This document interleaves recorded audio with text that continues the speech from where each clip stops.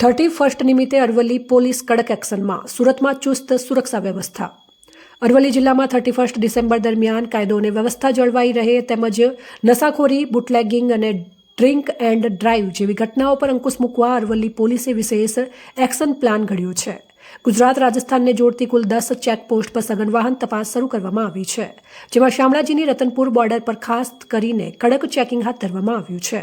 જિલ્લાભરમાં કુલ 48 નાકા point ઊભા કરીને round the clock વાહન તપાસ ચાલી રહી છે.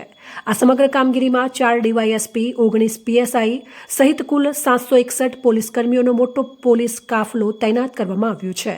ડ્રિંક ડ્રાઈવના કેસોને અટકાવવા બ્રેથ એનાલાઇઝરની મદદથી વાહન ચાલકોની તપાસ કરવામાં આવી રહી છે. સાથે જ સીસીટીવી કેમેરા અને ડ્રોનની મદદથી સર્વેલન્સ વધુ કડક બનાવવામાં આવ્યું છે, જેથી કોઈપણ અપ્રિય ઘટનાને તાત્કાલિક અટકાવી શકાય.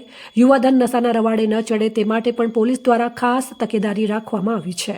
બુટલેગરોના મનસૂબાને તોડી પાડવા માટે જિલ્લાભરમાં સતત ચેકિંગ અને પેટ્રોલિંગ કરવામાં આવી રહી છે.